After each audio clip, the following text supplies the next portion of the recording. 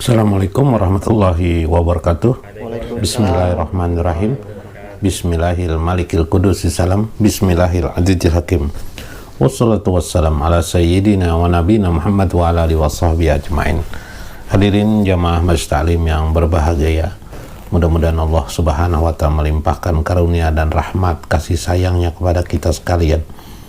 Baina insyaallah ab'asu li hajal kitab Fathur Rabbani di Syekh Abdul Qadir Jailani wa nafa'na bihi wa ulumihi bidarain insyaallah.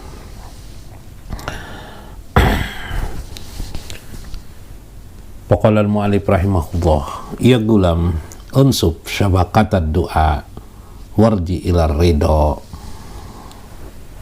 Buatlah jaringan doa, jaring doa ya, jaring jala ya, jala syabakatad doa ini jaring doa. Jaring doa ini begini, hidup itu sebuah sistem waktu ya, sebuah sistem waktu 24 jam sehari. Di dalam 24 jam ini kita ada tidur selama mungkin 8 jam atau 7 jam ya. Sisanya sekitar 17 jam, sekitar 17 jam atau 16 jam kita hidup dalam hidup. Kemudian Allah membuat aturan waktu untuk mengingat Allah di 5 waktu pokok: subuh, johor, asar, maghrib, isya. Subuh, johor, asar, maghrib, dan isya. Selesai 5 waktu. Maka di 5 waktu ini menjaring 16 jam atau 15 jam yang telah ada. Kalau kita ambil dari 15 jam ini dibagi 5 ya, berarti sekitar 3 jam sekali kita dijaring untuk ingat kepada Allah subhanahu wa ta'ala. Setiap 3 jam kita ingat sudah kepada Allah. Nah, itu namanya jaring kita. Sehingga dengan jaring tadi, jadi ada buhul jaring itu satu persatu dari 5 itu, kita akan tetap ingat kepada Allah, jala Allah, mengingat Allah. Nah, kalau 3 waktu. Nah, orang-orang sufi, orang-orang yang ingin dekat kepada Allah, tidak sekedar itu, mereka membawa lagi dengan sholat-sholat sunat supaya jaringnya jadi sekitar, mungkin kalau dibagi nanti 2 jam sekali dia sudah ingat. Hebat lagi, yang sepanjang waktunya dia ingat terus kepada Allah sehingga dia membuat jaring zikir. Nah, sekarang yang kita bicara adalah jaring doa. Bagaimana kita menjaring doa ini atau jala menghadirkan hati untuk selalu berdoa kepada Allah, mengisi waktu zikir itu dengan juga doa-doa kepada Allah. Apa saja doa itu yang kita kenal dengan istilah wiritan. Jadi buat saja habis sholat kita wirid, ikuti wirid yang umum di masyarakat yang disampaikan oleh Imam Al-Ghazali, wirid panjang dan wirid pendek ya. Itu dalam Ihya Ulumuddin ada disebut bacaan-bacaan seperti itu. Habis sholat misalnya Allahumma antas salam wa minkas salam wa alaikaudus salam pahina rabbana bis salam dan seterusnya, atau yang la ilaha illallah wa la syarikalah kalau wirid panjangnya, seterusnya. Kemudian itu memperpendek satu jaring atau memperkuat lagi jaringnya, jaring sudah tadi. Kemudian tambah lagi dengan jaring-jaring doa yang umum yang dipakai oleh para ulama-ulama. Doa apa saja, ratib, mungkin ratib hadat, ada ratib nasar atau yang disebut dengan hijib nasar, dibaca waktu-waktu tertentu, bawa mengaji Al-Quran. Ini adalah jaring jala. Buat itu, kata Syekh Abdul Qadir Jailani, buat itu. Seperti jaringan Telkomsel ya, ini bahasa modern juga ini, jaringan Telkomsel ya. Warji ila ridho, kembalilah engkau untuk ridho. Nah, ridho ini amaliyah, bukan amaliyah lisan. Ridho ini bukan juga amaliyah sekedar ucapan-ucapan, bacaan-bacaan. Kalau tadi kan bacaan-bacaan nih, wirid semuanya rata-rata bacaan sambil hati mengikuti bacaan. Nah, ada amalan hati namanya ridho. Maka kembalilah kamu juga kepada ridho. Artinya apa? Artinya Kalau bisa apa yang kita baca dari wirid-wirid kita dan zikir-zikir kita, sholat yang kita kerjakan selama ini, kita terjemahkan di hati kita, di titik untuk ridho kepada Allah Subhanahu wa Ta'ala. Bagaimana ridho kepada Allah Subhanahu wa Ta'ala? Nah, ini yang perlu diperdam. Di antara ridho itu adalah ridho terhadap segala perbuatan Allah. Sampai saat ini tingkatan ridho kita kebanyakan hanya raditu billahi robba wabil islami dina wabi muhammadin nabiya wa rasul. Ridho kepada Allah, ridho kepada Rasul, ya ridho dalam arti sebagai Tuhan saja. Ya Tuhan kamu siapa? Allah. Ya ridho itu aja.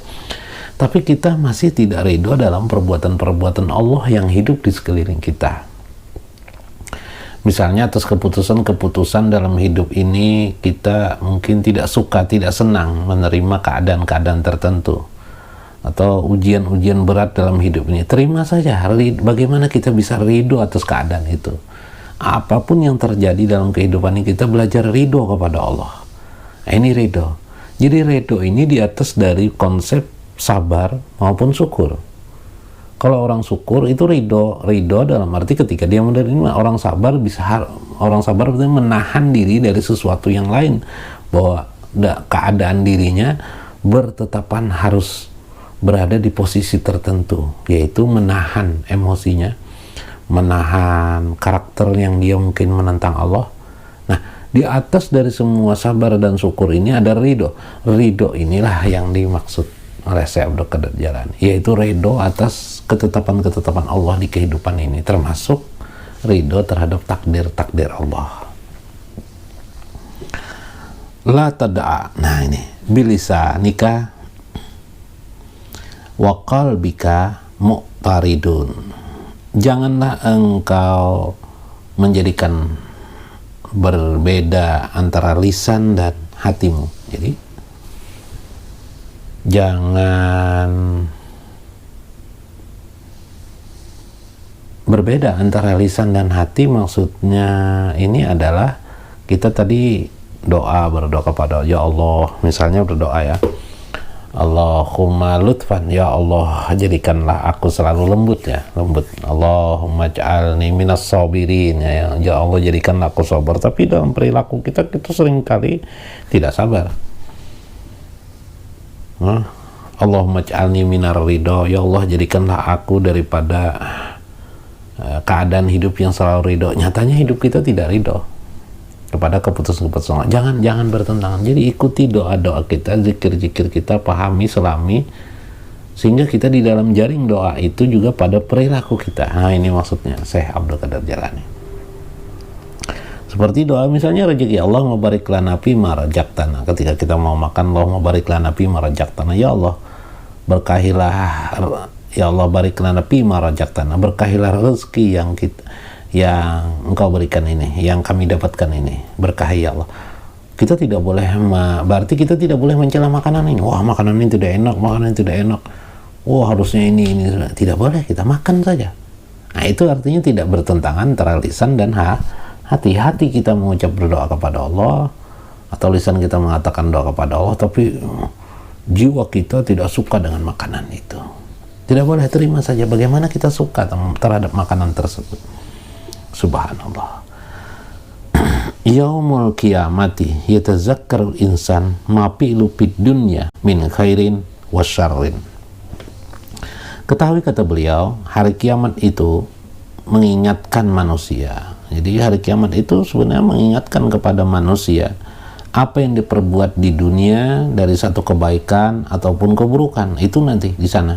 Panadamah hunaka, maka menyesali pada saat kita sudah berada di hari kiamat itu, atau menyesali pada hari yaumul masar nanti, latan tidak akan bermanfaat bagi kalian.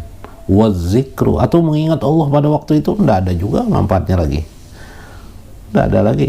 Berdoa tidak ada manfaat lagi, tidak ada bisa lagi situ. Kenapa? Sumalayan pausa bitazkiril yaumi qoblal mauti.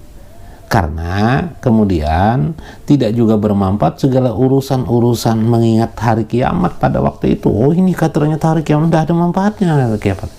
Oh, ini hari padang mahsyar waktu ini tidak ada manfaatnya.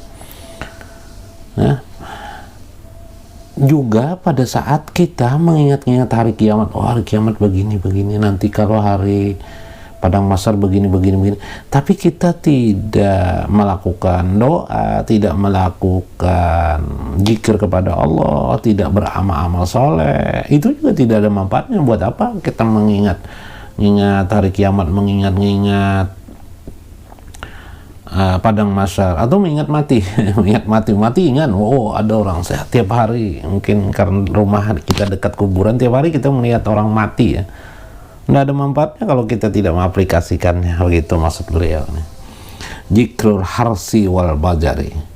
Nah, karena itu kita harus juga mengingat bahwa hidup ini adalah masa kita menanam dan membuat benih.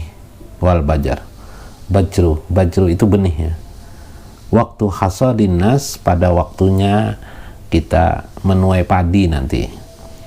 Tapi bila saat hari kiamat sudah tiba atau hari padang mahsyar berada sana, kita tidak bisa lagi itu layan bermanfaat, kata beliau.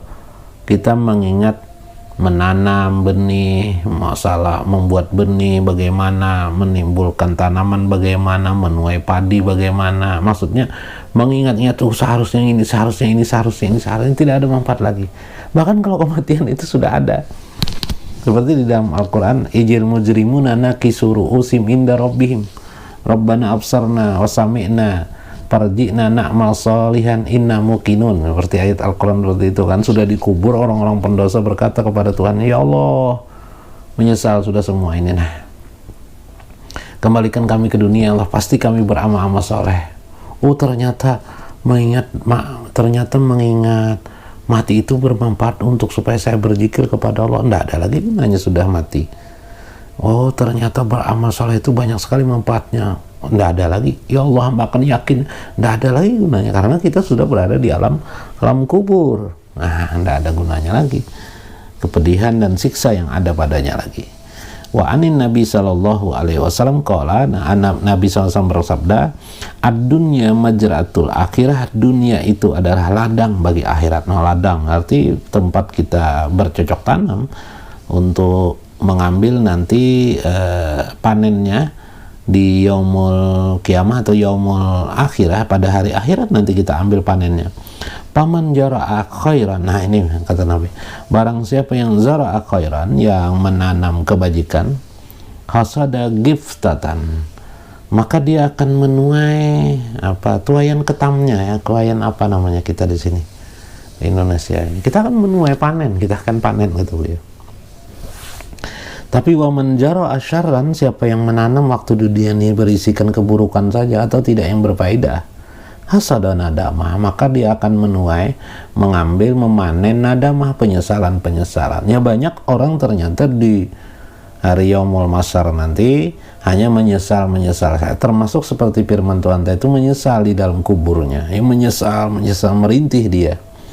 Ijazah akal maut, maka apabila datang kepadamu kebaikan, intabihat waktun layan paukal ittiba'ahu, maka bila kematian itu sudah datang kepada kita, maka tidak berguna lagi segala hal, nasihat apapun juga tidak berguna waktu itu. Pada saat kita sudah bangun pun tidak bermanfaat, bangun yaitu pada yaumil akhir. Subhanallah. Oleh karena itu kita membuat jaring. Bagaimana membuat jaring doa, jaring amal, membuat jaring jalak pada diri kita, supaya kita, atau jaring zikir, kita mengingat Allah Subhanahu wa Ta'ala, kita aplikasikan dalam pribadi kehidupan kita sehari-hari. Mudah-mudahan bermanfaat. Wallahul muwafiq ila aqwamit thariq. Wassalamualaikum warahmatullahi wabarakatuh.